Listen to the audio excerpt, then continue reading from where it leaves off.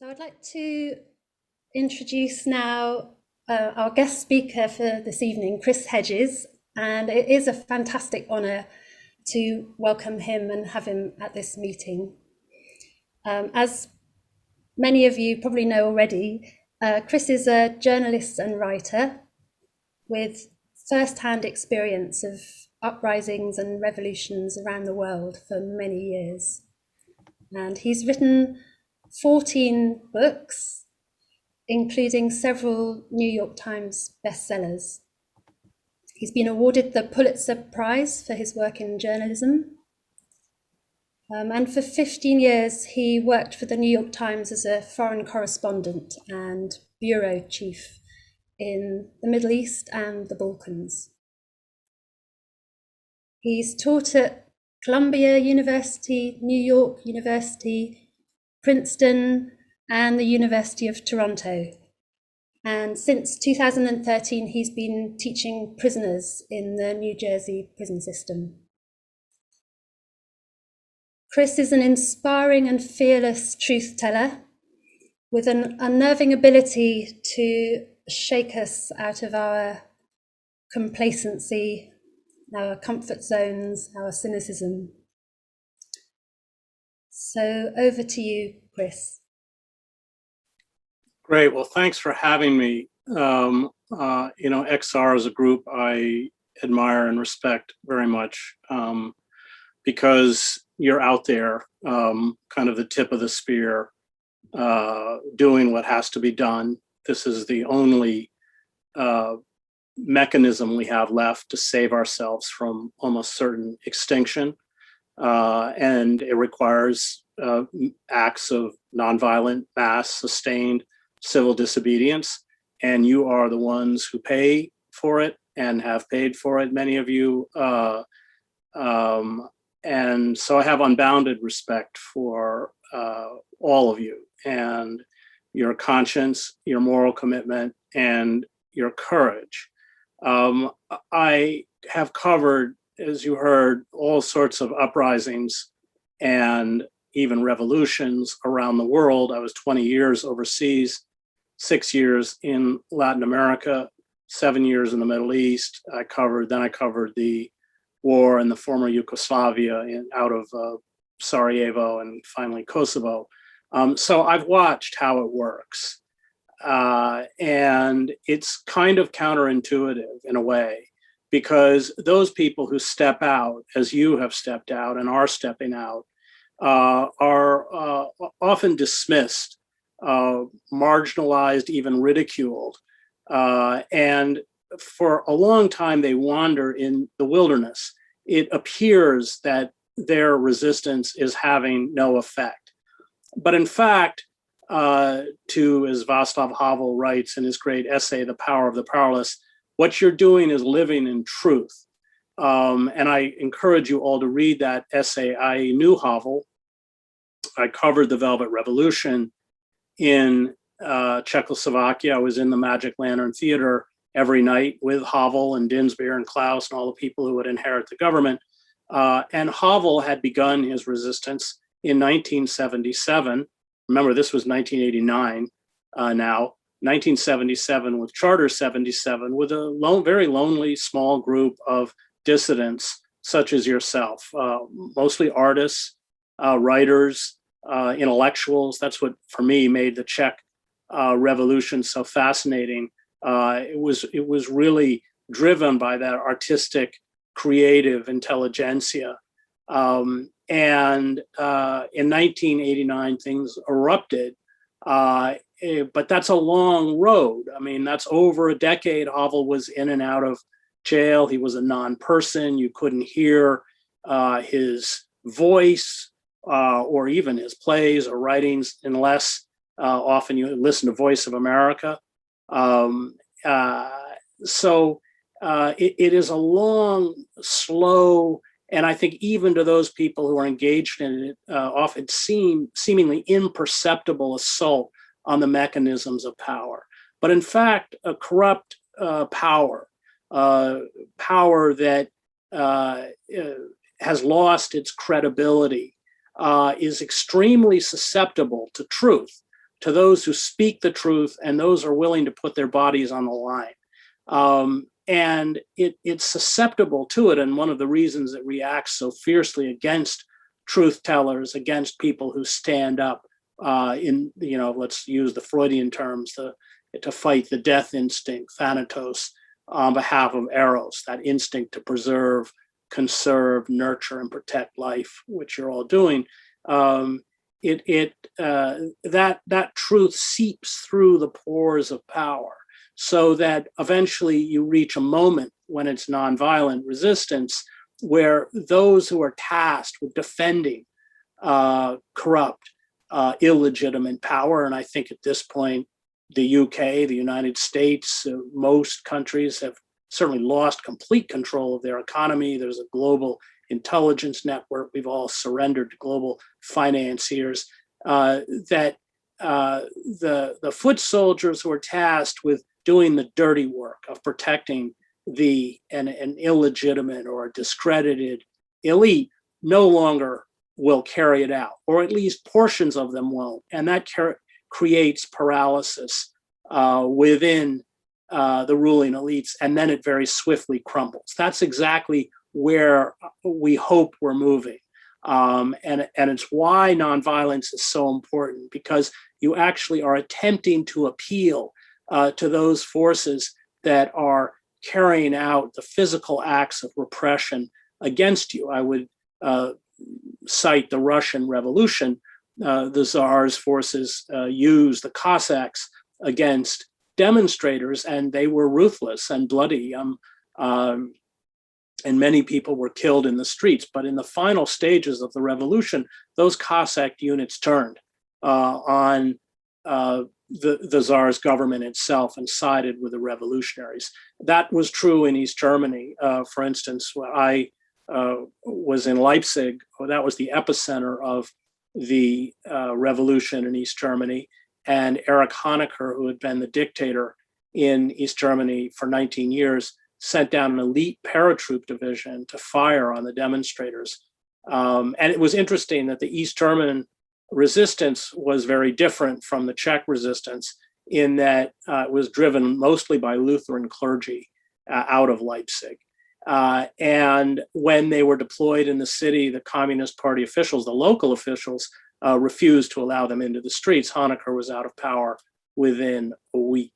That's how it works. But it is often a very slow and long process, as Havel's resistance, I think, illustrates. And it really requires a kind of moral fortitude and an internal understanding that you're doing what you're doing because it's right. And you're focused more on the act itself than on the end goal, because oftentimes it doesn't succeed. I mean, we have to just look throughout history. There's a wonderful book by Adam Hochschild called End All Wars, and it's about the resistance within the UK to World War I. And of course, on one sense, they failed, but on another sense, they didn't, in that they stood up against the kind of suicidal folly that had gripped Europe. And of course, they were right. But what is important to remember is that whether we succeed or not, we will never succeed if we don't resist. If we don't stand up and resist, then essentially we've accepted a fait accompli, which is really mass death. And that has to be unacceptable, especially for all of us who have children. I was talking to Jesse Jackson once about the civil rights movement, marching in Birmingham, the freedom rides, and said something about the few hundred people who were willing to walk out in the street and get arrested. And he started laughing. He said, few hundred. He said, try a couple dozen. And we forget how small those seminal movements that moved us forward throughout our history are. The freedom rides being done. But as Jesse said, even in Birmingham, the numbers of people that were willing to step out in the street were very small, even among the protesters themselves. So you are part of an incredibly long tradition. And I think that it helps to go back and get in touch with those figures. I just spoke to my friend Dennis Kucinich, who ran for president in the United States and had been the mayor of Cleveland. He wrote a very good book, The Division of Light and Power, which I just had finished reading. But it's about when he was mayor, fighting against the the efforts to privatize the city's utilities, and they destroyed him for it. They threw the city in default. There was even assassination attempts against him. And Kucinich talked about the mayor, his name was Tom Johnson, if I have that right, who in 1906 created the public utilities so that people could have not be gouged by corporate utilities, the privatized utilities. And he talks about at his bleakest moment, actually having a dream where Johnson came and spoke to him. And these figures are important, which is why our history is important, not the official history that is dominated, told, manipulated, distorted by the power elite, but actually our history, as Howard Zinn writes it in The People's History, A People's History of the United States. That's important because we are part of a long trajectory of people who fought. We didn't just rise up like Venus on a half shell. And I think that we have to remain in touch with those great figures of our past because they speak to us. They're kind of invisible witnesses, even if we've never met them.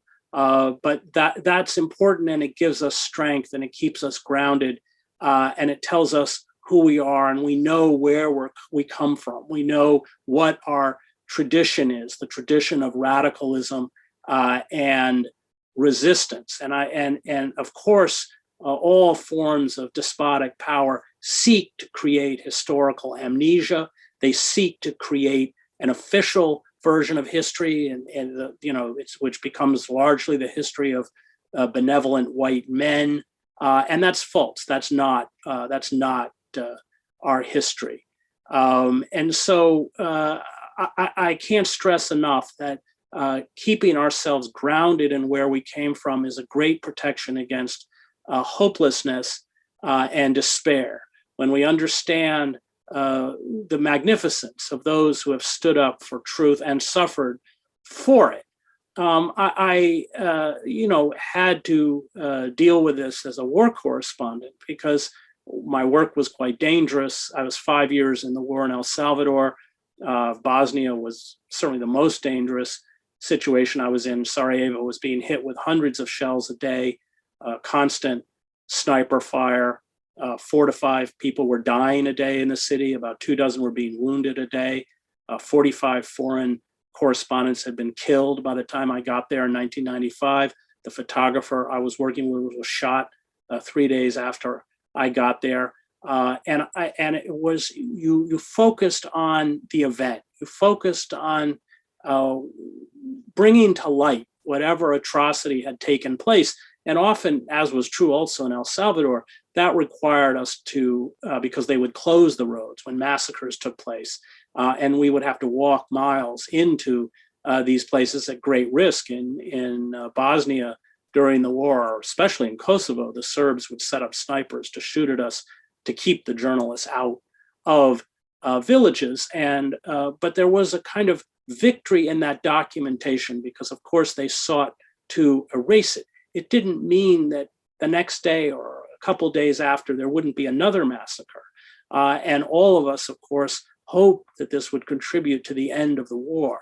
But when you are focused on the task at hand, I think the larger metaphysical questions about where we're going are, while they're worth asking and worth thinking about, are marginalized for that particular action, that particular moment, and there is a kind of triumph in it, and certainly our feeling, because we were battling against forces that sought to carry out, horrible human rights violations, usually involving, of course, killings and torture. and they didn't succeed. There's a cost to that. Certainly, as somebody who spent as long as I did in war zones, I struggle with PTSD. I was in a village once in Kosovo, and 29 villagers had been, men and boys, had been kidnapped, taken, rounded up by the Serbs, and all of them were executed, and their bodies were supposed to be delivered back to their families finally, from the morgue in Pristina, and the international press was there, and everyone was waited. Well, the Serbs waited until night to bring the bodies back because nobody could travel on the roads in the dark. And also for the television crews, it was past their deadline. So in the end, I was the only person left in the village. And finally, this truck rumbled in with the bodies, and all of the bodies were wrapped in blankets with the blood seeping through the blankets. And the question was, were they tortured or were they not tortured? And I had a small mag light, and I had to climb in the truck and unfold every blanket and shine it into the faces of these corpses to document, as all of them had been horribly mutilated and tortured. And of course, that has a cost, and it will have a cost for you. That's why I kind of like the opening. We do have to recognize that we're of no use to anyone, and even to ourselves, if we don't find a kind of balance. And that balance, I think, for lack of a better word, has to be spiritual. I am an ordained Presbyterian minister, and I graduated from seminary. But you can find that grounding, certainly outside of religious traditions. I happen to have grown up in the church. My father was very active, a Presbyterian minister, very active in the civil rights movement and the anti-war movement. He was a World War II veteran. He'd been in North Africa in World War II, and then the gay rights movement, for which the church finally expelled him. My uncle, his youngest brother, was gay, and my father understood the pain of being a gay man in America in the 1950s and 60s, and spoke out on behalf of all of those who were suffering and excluded, often very cruelly, by the church. And so after 40 years, he's pushed out of his own ministry. And that's also a cost that we have to be prepared for, because as we become more effective and as we become more outspoken, those institutions that employ us will become more hostile, as will, of course, the authorities. The more effective you become, the more ruthless they will become in trying to silence your voice. I remember the last time I saw my father, he died in 95. The only job he could get, he was a very powerful preacher. The only job he could get was as a chaplain in a juvenile home. I think he was making $16,000 a year or something. And I was then covering the war in Yugoslavia. And I remember visiting him, and he had a windowless office in the basement. And at that point, I had a very public profile. I was on the front page of the New York Times every day. But I remember leaving his office, certainly understanding who was the greater human being, and it wasn't me. And I think that we can't be naive, that there is a price that we will pay for this. And there has to be a kind of moral grounding, a moral imperative, understanding that what we're doing has a kind of existential quality and sustains itself. There's a term by the theologian Reinhold Niebuhr. He uses this term sublime madness in the soul.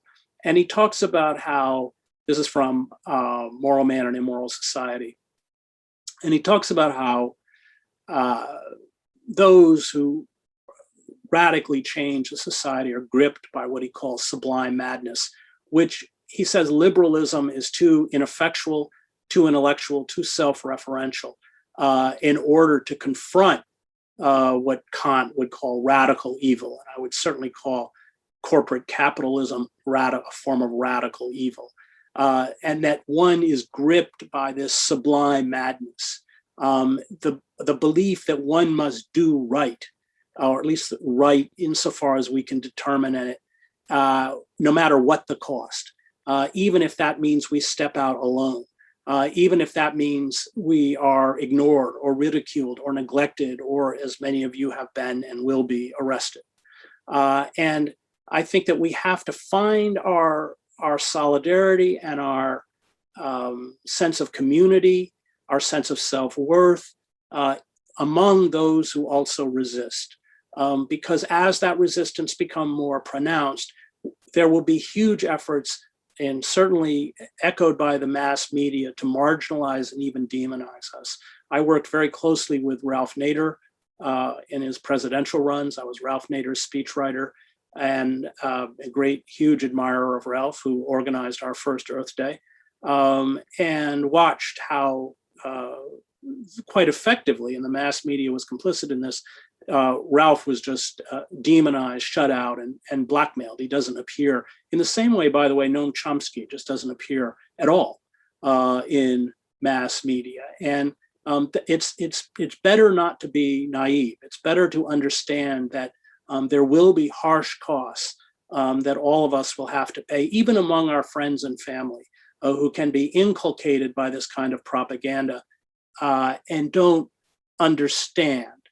But we are at a kind of turning point, a very frightening turning point in human history, where we have seen kind of the forces of nihilism.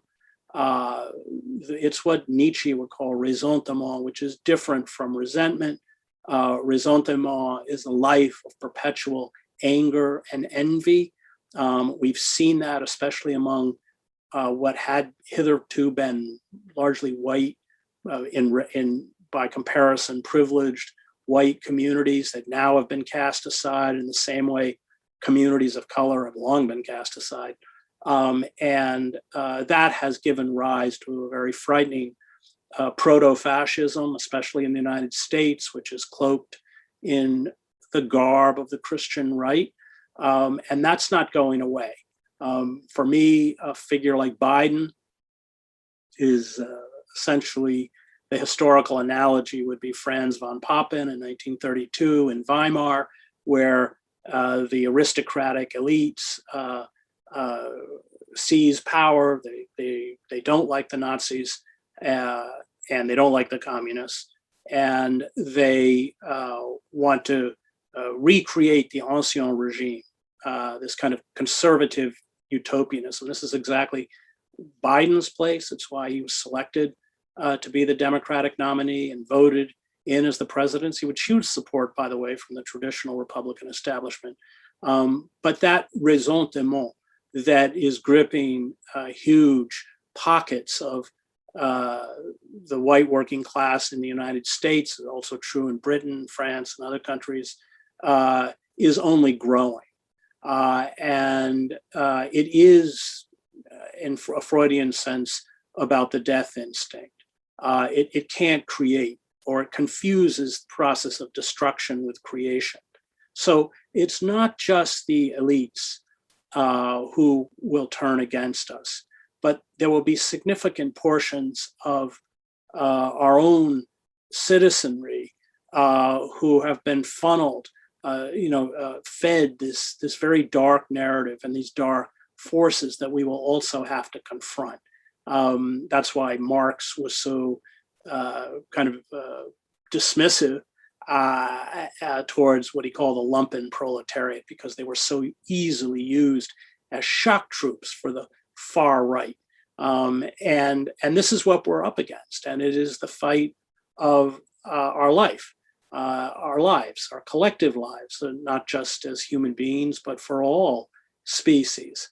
And in that sense, it really has a kind of binary quality between those who fight for life and those who have embraced systems of death. And I think that putting, on the one hand, understanding those kind of malevolent forces, that radical evil that is arrayed against us, what it is capable of doing, how far it will go to protect its interests. And as people become more effective, history has shown, those people at the forefront of this movement are the ones who often suffer the most. And that's why the fact that you stand up and are standing up now, in my mind, makes you so immensely courageous. But you step forward, we step forward, and through example, hopefully other people follow behind. That's what history has shown, that courage is contagious, that when people step out and are willing to risk their own lives, it resonates throughout a wider society. Maybe not in that moment. And I've often told the story about being in Wenceslas Square in Prague and watching exactly that. I mean, of course, the rise of Havel. Havel, by the way, was not a very good speaker. He wasn't very charismatic, particularly. But everybody knew he wouldn't sell them out. Everybody knew, there was no question that Havel was the leader because he had walked that long Calvary in and out of prison, essentially accepting status as a non-person for years with no real sense of any final victory. The Velvet Revolution was as much a surprise to Havel as it was to everyone else. And I think that quality of living in truth in a moment of crisis is something that everyone recognizes because you've already paid the cost that others, for whatever reason, were not willing to pay. So when I was in Wenceslas Square, there was this very moving moment when the Czech singer Marta Kubasheva, she had, in 1968, when the Soviets invaded Prague, invaded Czechoslovakia to overthrow Dubček and install a pro-Soviet regime, she had, there was a song that was broadcast called A Prayer for Marta that she sang that was the anthem of Soviet defiance. And as soon as Dubček was overthrown, her recording stock was destroyed. She was banned from the airwaves. And in the intervening years, she worked on an assembly line in a toy factory. And I was in the square that December, it was snowing, when she walked out on the balcony. There were 500,000 Czechs in the crowd, and she began to sing A Prayer for Marta. And every Czech in the crowd, I would argue huge numbers of them were not even born or born after 68, knew every word. That's the power of resistance, an unseen power. In the same way that the walls of Prague were plastered with posters of a young student from Charles University named Jan Palek, who, to protest the 68 invasion, had gone and lit himself on fire and died of his burns. When he was buried, there was a huge funeral procession, which was broken up by the police, although it was never covered by the media. Then his grave became a shrine. The government exhumed his bodies, cremated his body, gave the ashes to his mother, said she couldn't rebury them. And a few days after the regime fell in Prague, 10,000 people marched to Red Army Square and renamed it Jan Palek Square. That is the power of resistance. It does have a power. I felt it. I would even say I felt it in Sarajevo when the shells would come in. So nobody ever really saw what happened to human bodies. As gruesome as the pictures were from Sarajevo, nobody ever really truly saw what these massive 155 howitzers and 90 millimeter tank rounds did to people, because water, there was no water in the city, so people had to go to collective water taps, and the Serb gunners habitually sighted when there would be a group, they would fire into those groups. And so you would see this horrible scenes, people have their legs blown off, their intestines falling out of their stomach, the screams. And that was kind of an epicenter of death. And then suddenly everyone would rush in to try, and often family members or friends, to try and save who they could. And you could feel the intensity of that moment, these waves of death, life, life. And I think in extreme situations, this is why the Greeks, when they wrote about the moral life, always wrote about extremes. Philoctetes cast on the island of Lemnos, because of his wound and abandon, or, with Oedipus and marrying his mother and killing his father. It was always extremes, because the Greeks understood that in extreme situations, morality clarifies itself. And I think we are in an extreme moment. And I think that all of you are carrying out what I would call a kind of fight for life against these forces of death. I don't think that's overly dramatic. And that these forces of death, as we have seen throughout human history, will stop at nothing to protect their selfish, narrow interests, and even to the point of murder. Just even Kucinich's example in Cleveland, when he attempted to protect the public utility, the high-powered rifle was fired through his living room window, missed him by inches. And there was a plot that was uncovered in a parade that was supposed to go through the city, where he was seated in a car where they were going to kill him. We can't be naive or underestimate the brutality of what we face, especially as we become more effective. But not to be in this fight is to surrender to these forces. In fact, I think creates deep psychic or psychological damage. That what is going to keep us whole is to gather with each other and to stand up against these forces. And that doesn't mean that we as distinct individuals will survive. But it means that we remain grounded in what is sacred, and that is life itself. And so I just want to tell you how much I admire all of you, how special you are, how important you are. I'm far away, but I hope to be in London sometime soon, and I hope to join you. Thank you very much.